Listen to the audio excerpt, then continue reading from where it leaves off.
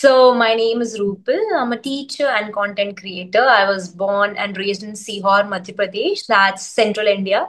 So, I've completed my graduation and BEd from Bhopal, which is the capital city of Madhya Pradesh, if Hmm. you know about it. Of And course. when I talk about Sihor, which is my hometown, is a small town near Bhopal, like 40-45 kilometers from there. It's still developing, still growing. It's a small Okay. town. Hmm. So right now I am also pursuing my master's in English and having a job full time. So it's juggling sometimes and Hmm. having a YouTube channel as well.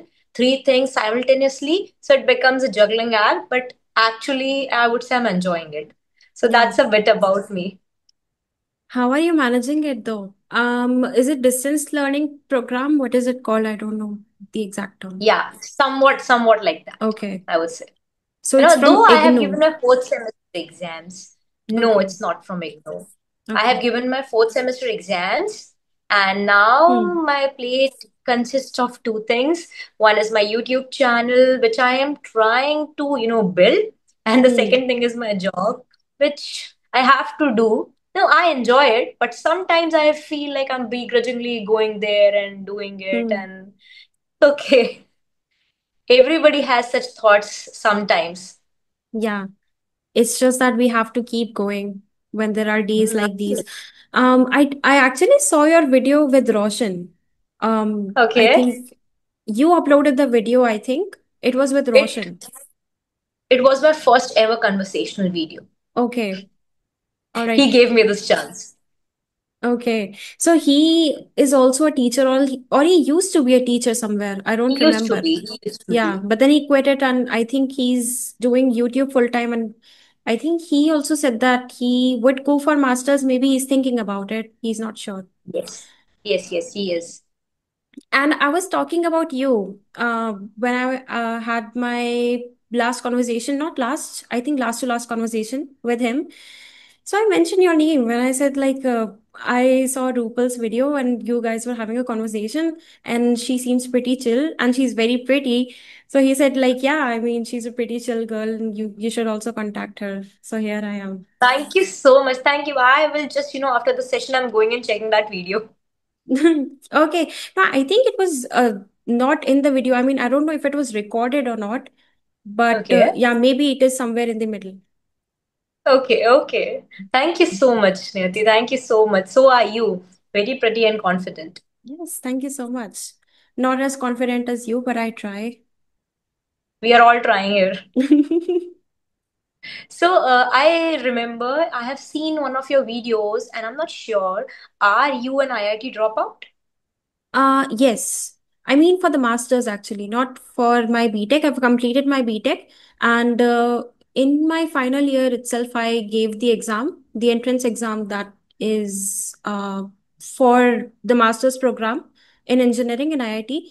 So I got selected in IIT Kharagpur, but even before I went there, I kind of knew that I don't want to be pursuing engineering anymore. So that's what happened. But like, there is also FOMO, right? Fear of missing out. So I also felt like I do not want to miss this opportunity. So I just want to be sure. I know it's a decision that 99% people would not prefer to take. But yeah, so I went there. I think I stayed there for a month or two. This thing when you're telling me, I really appreciate you as well as your parents. I don't know Hmm. that they supported you in this decision because I don't feel like this, or maybe I might be wrong. But Hmm. people, if you're just thinking about, dropping your IIT course or your course from IIT, not just your parents, but the society in general, people around you would start questioning your decision. Even if you are firm about it, they Hmm. will influence you. Right. Okay, so they inflict their insecurities on you, that don't do Hmm. this YouTube thing or whatever you're thinking about in the future. It might not work out for you, and you are leaving behind a very strong hold. Like IIT is something, I would say, people look for and look up Hmm. to. Hmm. Yeah, So that's did you true. face anything like that? I did. Quitting IIT was not difficult. It was facing the people. So these people, I mean, they started questioning me like, why would you do that? I mean, it's my decision, it's my career, it's my life. Like, why do you care? But yeah, you are right actually. They are implementing their insecurities on you in a way if they are saying these things, because it's something that maybe they fail to accomplish in their life, or maybe they're just unhappy and just want to project their insecurities on somebody else. So I think that's what it was. But yeah. Now, when you're saying this, I kind of, recollect things like, I have heard many parents, like even if I talk about mine, I don't know about yours, but many of my students' parents who Hmm. actually, force their dreams on them. Yeah. Like they have this, and I would certainty that if you do these particular things, you would reach particular heights. Hmm. Okay. So though I don't understand this concept because we don't give the students the, opportunity or the, I would say, the space to Yeah. connect with themselves and give them the space to know about themselves when they are in the 11th or 12th standard. We Hmm. ourselves as parents start deciding for them what they will do. Yeah. So this actually, first thing first, this doesn't let their creativity flow. Hmm. Okay. And then their freedom, which we talk about, that the freedom of thoughts, that is somewhere interrupted. So, Yeah. what do you feel about this? Should parents, are we doing any kind of injustice to our parents if we don't follow their dreams, and if we are not becoming or being the people they want us to be?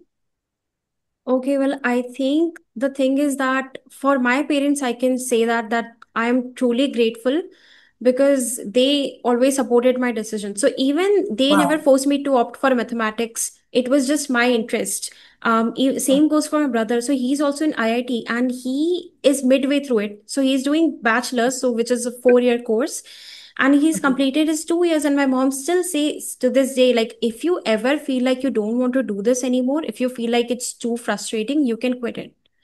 So I'm just super grateful to like how my mom handles these situations. And I know even more than me, she had to, answer these questions of other people when they were asking, like, why did you quit and stuff like this. So, but yeah, I mean, I told her I don't think I want to go there. She said, like, just go there and try. If you still feel like you don't want to do it, you can come back. So this option is always open. So I'm just truly grateful for that. Also, same applies to my brother. He also opted for mathematics on his own because my parents, they both of them are in the medical field. So it's Oh, kind of like okay. a by default thing. If parents are in the medical field, children also opt for medical field to apply for NEET or whatever it's called. I think they go in AIMS and stuff like Neat. that. Yeah. Yeah. So, but for us, it was like my mother always kept this option open. Like, even if you want to go for arts, go for it. If you want to go for commerce, go for it. It doesn't matter. It's just that put in your 100% in whatever you're going to do, whatever you want to pursue. So I'm just grateful for that. But yeah, you're right. I mean, parents do have some expectations, and we might sometimes feel guilty about not doing the things that they want us to do, maybe. But You I'm know, just, yeah, go ahead. Do you want to add something? no, I'm sorry. I'm sorry. Please, please, please. I forgot what I was saying. But I'm so sorry. Okay, so I just couldn't, like resist myself, saying it that, it's commendable, and I have started feeling grateful for your parents right now when you're okay. sharing this.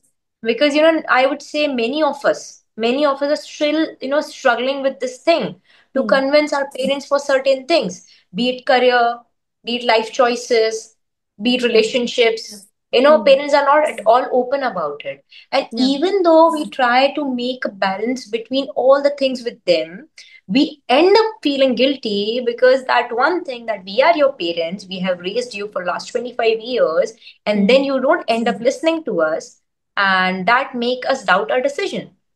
Hmm. Okay, so that is not actually coming from my personal life, but yeah, somewhere. So I'm just sharing in general what people tell me often, because many of my students come to me and talk about it, that man, these things are happening at home.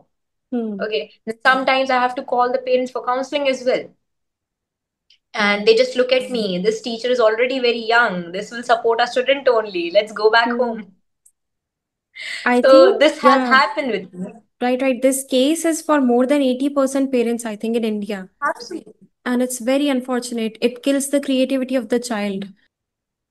Yeah, because I read somewhere, I remember that not every person deserves to become a parent. Hmm. And I can highly resonate with this, that it happens.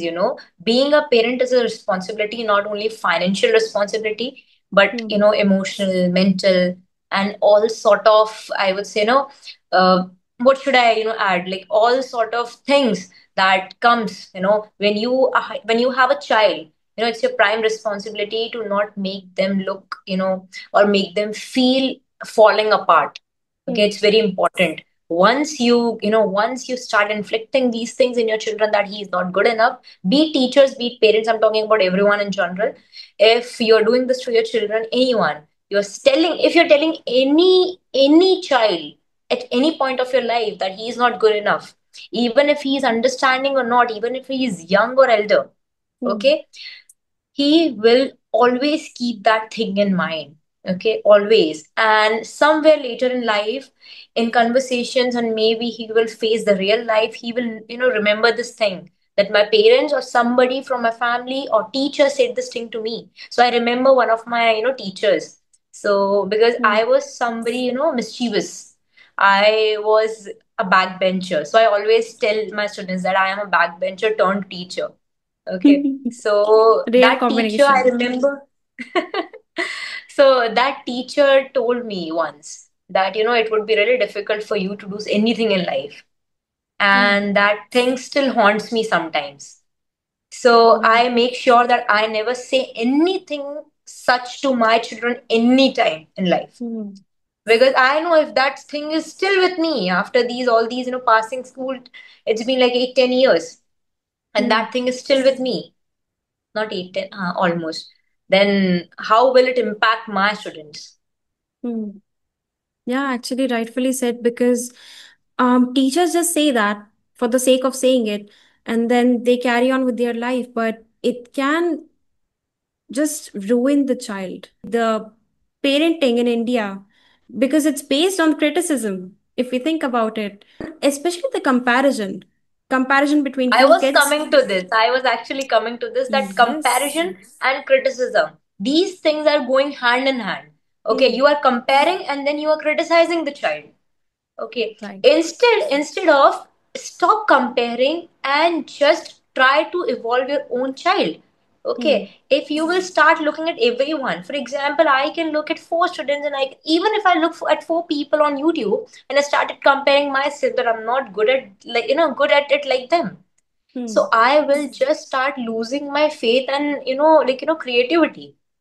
So just imagine somebody doing it on a regular basis with someone, comparing somebody's education, then job, then lifestyle, then life decisions. So that person, the other person, end up losing everything. Even Yeah, though if they do not tell us, they are struggling a lot to keep up. that's true. So this happens. I have been a rebel kid always. Okay. So I was not somebody, I would say, I was not somebody who would keep, her mouth shut in the school also. So Hmm. I remember I would complain about every teacher who would do injustice or something unfair to me, and that was one of the reasons I was always looked down in school. Always. Okay. Even if I talk about, about this presidential elections and everything in school, cabinet members and everything. So I Yeah. went there, and I just wanted to be there. So Hmm. I ultimately became the vice captain, but I remember how many people didn't want it. Okay, that this girl shouldn't be in the assembly elections also. The teachers? Okay. Yes. Oh. Okay, this happens. And I won't say that I was, I would say I was an above average student, not, Hmm. very intellectual, and not somebody like a slow learner. Though we don't, because I'm now, when I'm growing up and I'm a teacher, I remember, recall, and keep a detail of every little thing that can hurt my student sentiment. Okay, so I really feel that I would be thorough with my content. Hmm. I can be very good with my subject, but until and unless I have that human approach, okay, towards my students, they will never be able to feel comfortable with me. Okay. Hmm. So I really feel that teachers over the period of experience of like 25 years, 30 years, and a lot. But students cannot just approach them, cannot connect with them. Hmm. Okay, just because they are so, like you said, super scared. Like we are so scared that if we even if we speak something, if we tell the teacher that we didn't understand this concept and we didn't get it, they might end up hurting us. No, Right. we are there for you. Okay, Hmm. we became teachers. I don't know about others because I became a teacher by choice and not chance, so Hmm. it's not my case. So I keep on asking my students, there are certain things I will not understand, and there are certain things you won't understand, so let's come together and learn together and grow together. Hmm. Instead of bad mouthing your teacher or I doing that for you, we should just come together and make a team. So it's Hmm. me and my students against the world now. That's so beautiful. I mean, most I'm so grateful for you actually. I just feel so thankful for all the kids that are your students, because we need more teachers like you. I mean, if you just have, like, I don't know, three horrible teachers but you have one good teacher, it makes it worth it, right? Because there's always that one Absolutely. teacher that you can go to if you have any kind of problems. You can share anything. My class teacher, she used to teach English in 11th grade, and I used to share things with her that I probably wouldn't share with other teachers. So I'm going to remember her for the rest of my life. I don't know if she remembers me or not. I think it's been a long time. True. And then sometimes we don't know that students are going through a lot. They're suffering because this generation, even though it was same in our case as well, Hmm. and now, but they are more prone to this thing, I would say, internet, and it is taking the world by storm. So Hmm. things are not always positive for them as well. Though we were also growing up, but our parents were strict and they had the matlab, authority. They had the authority to stop us from anything. But these days, these students also do not listen to their parents. Hmm. So this thing also happens. So if anything bad happens, they cannot go back to their parents and share it with them. Right. So they should have someone whom they can look up to. Hmm. Okay. So this thing that, do not make your student feel bad just because he's not good at studies. Hmm. Okay. Just because he's not good at subjects, any of the subjects. He might be good at co-curricular activities. He might be good at sports. And Hmm. I have seen such instances, I would say, that a student who is, trying very hard to pass is Hmm. so good at sports that he might make a career out of it. So please just make them believe in themselves. Yeah. No, that's That is very actually true. important. I, I think it's the education system, because I've seen some US TV series where if somebody is participating in sports, they are given some kind of benefit in exams. Maybe they don't have to have that percentage of attendance, or maybe they are given some extra marks for performing well in sports. But that's not the case in India, right? I mean, if somebody wants to go into sports, if they want to, let's say, participate in inter-school competitions, they have to do it on their own terms, and they have to take out the Mm. time for that on their own. They are not going to be granted some access that you can, use these things. You don't have to attend classes, or maybe we'll provide you some with some extra marks. They don't relieve them, right? So that's the reason why, I mean, a kid is never really able to Definitely, properly go definitely. into, yeah. That they do not give equal importance to both the things. If Yeah. somebody is good at something different, something other than studies, so they Hmm. are not giving equal importance to that, that you have to do it on your own.